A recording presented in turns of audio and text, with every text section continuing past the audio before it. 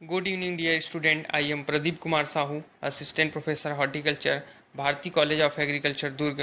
तो आज का हमारा कोर्स टाइटल है production technology for ornamental crops, medicinal and aromatic plants and landscaping. तो आज हम पढ़ेंगे कि सुगंधित पौधों से, एरोमेटिक प्लांट से सुगंधित तेल निकालने की वाष्प आसवन विधि या डेस्टिलेशन मेथड्स जो है, और उसका भंडारण किस प्रकार करते हैं, स्टोरेज किस प्रकार करते हैं, आज इसके बारे में हम लोग चर्चा करेंगे। तो हम जैसे सभी जानते हैं कि मेडिसिनल या एरोमेटिक प्लांट से ऑयल एक्सट्रैक्शन किया जाता है, डेस्टिलेशन किया जाता है। तो हम कौन सी विधि जो है उसका प्रयोग में लाते हैं, कौन सी मेथड हमारे लिए सबसे सस्ता रहेगा, कम कॉस्टली रहेगा और उपयुक्त रहेगा, इसके बारे में हम लोग चर्चा करेंगे कि सुगंधित पौधों से एसेंशियल ऑयल कैसे निकालते हैं, कौन से मेथड्स यूज़ करते हैं। तो हम इसको आगे बात करते हैं कि जैसे हम सभी जानते हैं कि प्राकृतिक संसाधन से भरपूर जो है हमारी छत्तीसगढ़ राज्य की भूमि जो है एवं जलवायु इन फसलों के लिए, औषधि एवं सुगंधित फसलों की खेती के लिए सबसे उपयुक्त, फेवरेबल या सूटेबल स्थान है। राज्य के उत्तर में पर्वत एवं दक्षिण के पर्वत के पठार इन प्राकृतिक औषधि एवं सुगंधित पौधों के लिए प्रसिद्ध है। वैसे हम सभी जानते हैं कि छत्तीसगढ़ को धान का कटोरा कहा जाता है, लेकिन पिछले कुछ वर्षों से कृषक को धान से उतना फायदा नहीं हो पा रहा है जिस अनुपात में होना चाहिए। अतः छत्तीसगढ़ के कृषकों को फसल विविधीकरण, क्रॉप डाइवर्सिफिकेशन करने की सलाह जो है उचित समय पर दी जा रही है, जिससे धान के अलावा जो है उन फसलों को भी लेना हमारे लिए उचित होगा, जिससे किसान को अधिक उसके उत्पाद का मूल्य जो है मिल सके एवं प्रति इकाई क्षेत्र से अधिक लाभ मिल सके, जिससे छत्तीसगढ़ के कृषकों की आर्थिक एवं सामाजिक स्तर की क्षमता जो है बढ़ सके, उसको अच्छा उत्पादन मिल सके, उसको उत्पाद का अच्छा मूल्य प्राप्त हो सके। छत्तीसगढ़ के कृषक अब इन औषधि एवं सुगंधित पौधों की उत्पादन में रुचि भी ले रहे हैं, लेकिन कृषक को अभी इन पौधों के बारे में तकनीकी जानकारी नहीं है, जिससे कि उनको विकसित पौधों की उपलब्धता नहीं हो रही है, उत्पाद के गुणों की विवेचना भी ठीक प्रकार से नहीं हो पा रही है। अतः इन उत्पाद का कटाई के बाद किस प्रकार से प्रसंस्करण, प्रोसेसिंग करना है, इस प्रकार की जो तमाम बातें हैं उन तक के पहुंच नहीं पा रही हैं और इसकी जानकारी भी नहीं है। अतः हम चाहते हैं कि कृषक को इन औषधि एवं सुगंधित पौधों से लाभ तभी मिल सकता है जब हम उपरोक्त बातों का वैज्ञानिक तरीका जो है मालूम हो, इसके कल्टीवेशन से संबंधित हो, इसके कल्चरल प्रैक्टिसेस से संबंधित हो। इन सभी बातों की जानकारी होना जरूरी एवं आवश्यक हो जाता है। शुरू से ही हम जानते हैं कि छत्तीसगढ़ राज्य को हर्बल राज्य का एक दर्जा मिला हुआ है, हर्बल स्टेट की हम इसको संज्ञा देते हैं। तो हमारे राज्य में प्रचुर संसाधन है, खनिज संपदा से हो, वन संपदा से हो, औषधि पौधों से हो, या दवाई या मेडिसिन्स के हो, या जड़ी बूटियों से संबंधित हो। तो हर्बल स्टेट का दर्जा हम इसीलिए दिए हैं कि हमारे राज्य में सभी प्रकार की औषधि सुगंधित पौधों की खेती जंगलों में पहले से पाई गई है, जिनको हम आइडेंटिफाई करके, जान करके उसका हम औषधि उपयोग अपने दिन प्रतिदिन की होने वाली बीमारी या डिसीज में, विभिन्न प्रकार के रोग में उसका उपयोग जो है हम लाते हैं।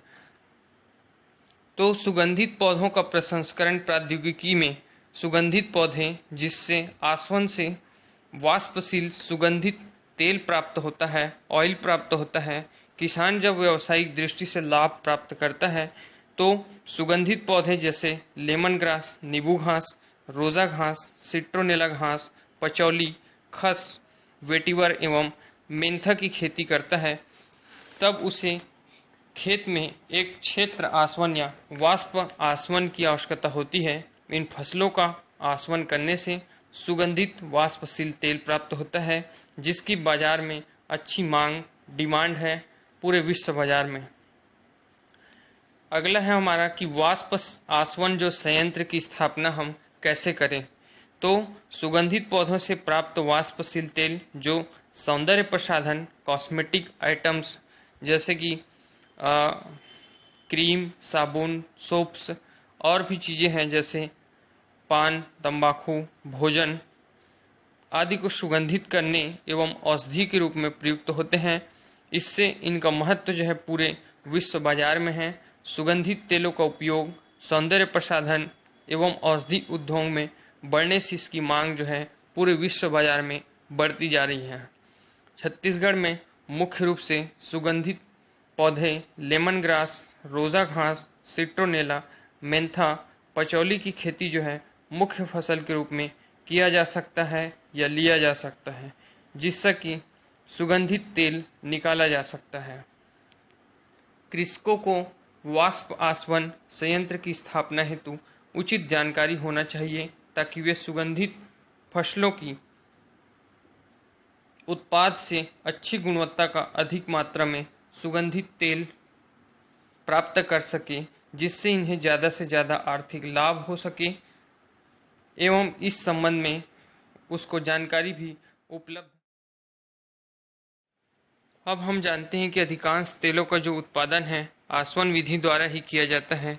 यह एक सबसे आसान एवं आर्थिक दृष्टि से लाभदायक विधि है। सामान्यतः हम इस विधि का उपयोग जो है तेलों के उत्पादन ऑयल एक्सट्रैक्शन के लिए करते हैं, जो निम्न प्रकार से हम जैसे उपयोग में लाते हैं। तो विधियां हैं, फर्स्ट मेथड है जल आसवन जिसको हाइड्रो डेस्टिलेशन मेथड कहते हैं। सेकंड है क्षेत्र आसवन जिसको वाष्प एवं जल distillation, steam and water distillation both दोनों का वाष्प भी रहता है प्लस जल वाटर भी रहता है, तो वाष्प एवं जल डेस्टिलेशन मेथड भी कहते हैं। और तीसरा है हमारा मेथड है वाष्प आसवन स्टीम डेस्टिलेशन मेथड, और चौथा है हमारा हाइड्रो डिफ्यूजन मेथड। तो हम इसके बारे में पूरा क्रमशः एक एक करके चर्चा करेंगे कि पहला है हमारा जल आसवन वाटर डेस्टिलेशन मेथड। तो इस मेथड के बारे में हम जानते हैं कि इस विधि में सगंध पौध सामग्री एरोमेटिक जो प्लांट मटेरियल है उसको पानी के साथ उबालते हैं तथा वाष्प को द्रवित कंडेंस कर लिया जाता है। बाद में तेल को ऑयल को जो है द्रवित पानी से अलग कर लिया जाता है। जल आसवन पद्धति में वाटर डेस्टिलेशन मेथड में पौध सामग्री जो है सदैव पानी के संपर्क में रहता है। महत्वपूर्ण बात यह है कि प्लेग जिसमें कि पानी जो है उबाला जाता है उसमें सदैव पानी इतनी मात्रा में रखना चाहिए कि आसवन खत्म होने तक, मतलब डेस्टिलेशन खत्म होने तक पानी जो है कम नहीं पड़ना चाहिए, अन्यथा पौध सामग्री हमारे जो एरोमेटिक प्लांट के जो मटेरियल्स है उसके जलने से तेल की सुगंध में जलने की महक आ सकती है और तेल की जो गुणवत्ता क्वालिटी है वो भी खराब हो सकती है। तो इस प्रकार हम देखते हैं कि जल आसवन वाटर डेस्टिलेशन मेथड में हमेशा जो है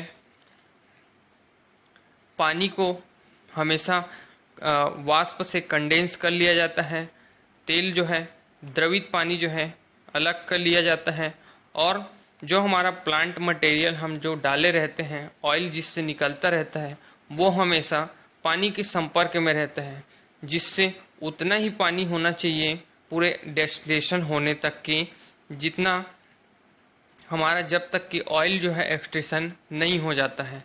अन्यथा अगर किसी भी प्रकार से पानी की कमी हो जाएगी या कमी होगा तो प्लांट मटेरियल जो है पानी के अभाव में इन प्रॉपर वे में जल सकता है, जलने से गंध आएगा और वही गंध जो है हमारी तेल की गुणवत्ता को खराब कर देगा। ये हम महत्वपूर्ण बात ध्यान में रखते हैं वाटर डेस्टिलेशन मेथड में।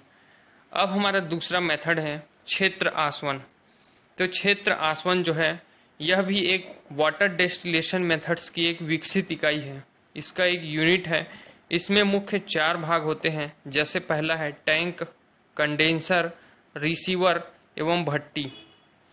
टैंक जो है प्रायः माइल्ड स्टील या स्टेनलेस स्टील के बने होते हैं। टैंक के निचले हिस्से में पानी रहता है जिसके ऊपर जाली रखी जाती है। तथा जाली के ऊपर जो है पौध सामग्री को भरा जाता है। टंकी को एक बैगर पाइप या कंडेंसर से जोड़ दिया जाता है। भट्टी को जब गर्म करने के लिए इसमें खरपतवार तथा आसवन के पश्चात बची हुई पौध सामग्री आदि जलाई जाती है, जिससे कि ईंधन की काफ़ी बचत होती है तथा उत्पादन का खर्चा भी कम हो जाता है।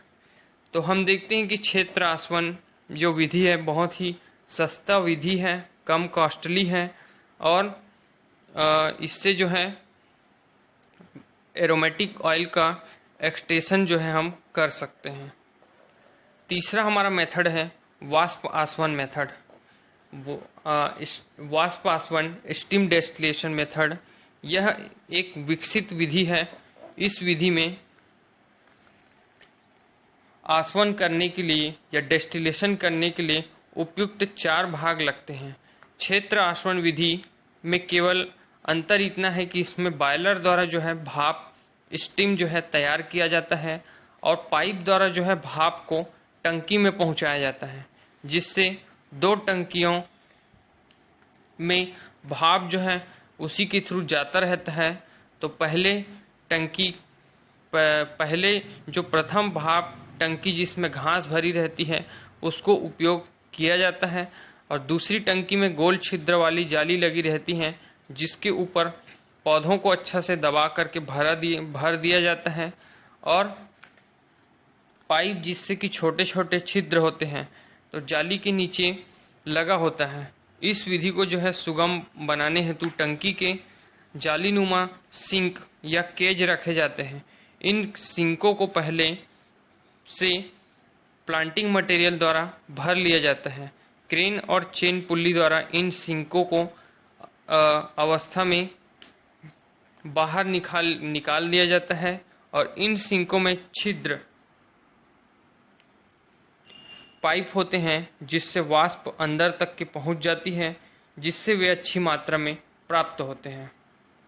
भाप का दबाव अधिक होने से भाप छिद्रों से निकल करके टंकी के पौधों में प्रवेश करती है। भाप के साथ ही तेल जो है कंडेंसर में जमा हो जाता है। वहाँ पर भाप और तेल ठंडे होकर रिसीवर जो टंकी रहते हैं वहाँ पे आ जाते हैं। इसी में अगला है वाष्प डेस्टिलेशन। हम देख रहे थे कि वाष्प डेस्टिलेशन में कंडेंसर में जब तेल जो है आ जाता है तो वहाँ से वह भाप और तेल जो है ठंडे होकर रिसीवर जो कंटेनर है उसमें आ करके जमा होने लगता है, जहाँ तेल और पानी जो है अलग अलग हो जाते हैं। तेल को कांच या स्टील के बर्तनों में इकट्ठा करके भंडारण किया जाता है। इस संयंत्र की विशेषता यह है कि कंडेंसर से बाहर आने वाले पानी को कूलिंग टावर में भेज करके पुनः ठंडा कर लिया जाता है, जिससे पानी का पुनः उपयोग हो जाता है। दूसरी विशेषता यह है कि टंकी के ढक्कन के ऊपर जो है गुजनेक होती है, जिसमें तेल और वाष्प जो है ठंडा किया जाता है। तीसरी विशेषता यह है कि ठंडा करने के बाद इस कंडेंसर से निकला गर्म पानी आवश्यकतानुसार स्ट्रीम बॉयलर में भेज दिया जाता है, जिससे कि हमको ऊर्जा एनर्जी की बचत होती है, कम कॉस्टली लगता है और फिर से हमको भाप तैयार करने की आवश्यकता नहीं होती। बॉयलर में वाष्प बनाने के लिए लकड़ी या सूखी जली घास का उपयोग जो है हम कर सकते हैं। अब हम देखते हैं कि डेस्टिलेशन कर रहे हैं उसकी क्या क्या विशेषताएं होनी चाहिए। तो इस विधि में की विशेषता यह है कि इस विधि से निकलने वाले तेल जो हैं उच्च गुणवत्ता वाले होते हैं, हाई क्वालिटी वाले होते हैं, क्योंकि जो आश्रित की जाने वाली फसल को हम सीधा गर्म नहीं करते, जिससे कि तेल में जलने की दुर्गंध भी नहीं आती है या नहीं आ सकता। तो विभिन्न प्रकार के तेल को विभिन्न ताप और दाब प्रेशर पर उबालते हैं और इस विधि में ताप और दाब को दोनों को जो है हम कंट्रोल कंडीशंस में रखते हैं, नियंत्रित कर सकते हैं और नियंत्रित करके रखा जा सकता है। अब हमारा सबसे मेन चीज़ें हैं कि भंडारण। डेस्टिलेशन मेथड्स जो है, डेस्टिलेशन करने के पश्चात जो है हम ऑयल एक्सट्रैक्शन को किस प्रकार से रखें, कौन से रूम में रखें, कितना टेम्परेचर होना चाहिए, कितना रिलेटिव ह्यूमिडिटी होना चाहिए, इसके बारे में हम जानते हैं कि औषधि या सुगंधित पौधों के एरोमेटिक प्लांट्स की ऑयल का हम कैसे भंडारण करें। तो तेल को भंडारण करने से पहले इसमें नमी रहित कर लेते हैं, मॉइस्चर प्रूफ कर लेते हैं, मॉइस्चर रिमूव कर लेते हैं। इसके लिए एनहाइड्रस सोडियम सल्फेट डालकर पानी या नमी को दूर कर लिया जाता है। सुगंधित तेलों का एरोमेटिक ऑयल्स का भंडारण भली भांति करना चाहिए, जिससे उसकी गुणवत्ता जो है खराब ना हो पाए। तेल का लंबे समय से भंडारण रखने पर कुछ रासायनिक क्रियाएं जैसे पॉलीमेराइजेशन, ऑक्सीडेशन या हाइड्रोलिसिस की वजह से तेल की गुणवत्ता प्रभावित होती है। सामान्यतः हम तेल को स्टेनलेस स्टील या ब्राउन कांच की शीशी तथा एल्यूमिनियम के बर्तनों में भंडारण स्टोरेज किया जा सकता है। जिस बर्तन में तेल रखा जाता है उसमें हवा या ऑक्सीजन के लिए खाली जगह नहीं होना चाहिए, यानी कि बर्तन मुंह तक के पूरा भरा होना चाहिए। धूप और रोशनी, हाई टेम्परेचर और एयर से भी बचाना चाहिए। इस प्रकार जो है तेल का आसवन और भंडारण जो है किया जाता है।